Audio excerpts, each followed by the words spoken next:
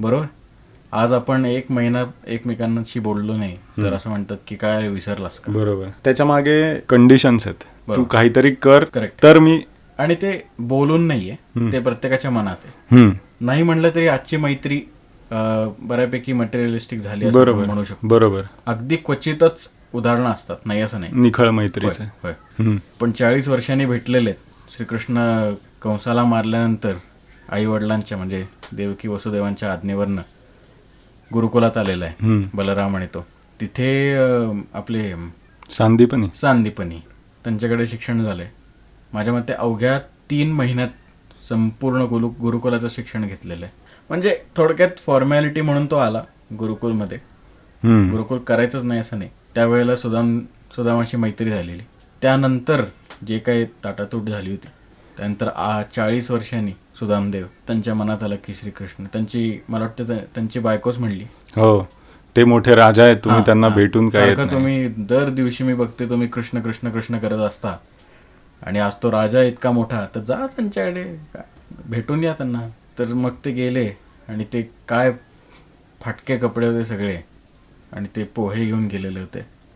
तेही ते शेजारी ती बाई हे निवडत बसलेली, तर त्यातले जे हस्क्स असतात ते गोळा केले त्यांच्या बायकोने. त्यातही त्या बाईचे शिव्या खाल्ले आणि ते तेवढंच त्यांच्याकडे होतं. ते गेले, ते श्रीकृष्णाकडे गेले, त्या वर्णनाचे त्या ह्याच्यात बाहेर गेले, त्याच्या नगरीच्या बाहेर. तिथं द्वारपालांना सांगितलं की हे श्रीकृष्णाचीच नगरी आहे का.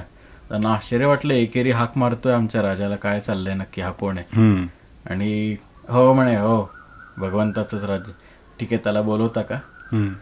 आणि मग पहिल्यांदा त्याला जरा दूरच लोटायचा प्रयत्न केला, परत जायचा, परत जा अशा अर्थाने.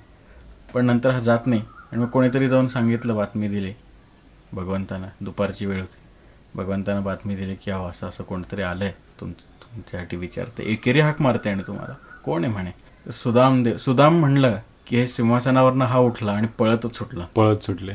म्हणजे 40 वर्षात याच्या मनाला कुठेही, याच्या नात्यांना, या दोघांच्या मैत्रीला कुठेही ठेच लागलेली नाही, काही नाही.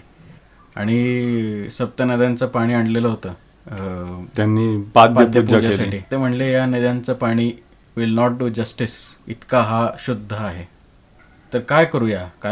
तर त्यांनी पायावरती डोकं ठेवलं आणि तो रडला म्हणे. आणि त्याच्या अश्रूंनी त्यांनी त्याची पाद्यपूजा केली. देख सुदाम की दीन दशा, करुणा करके करुणा निधी रोये, असं वर्णन. अच्छा.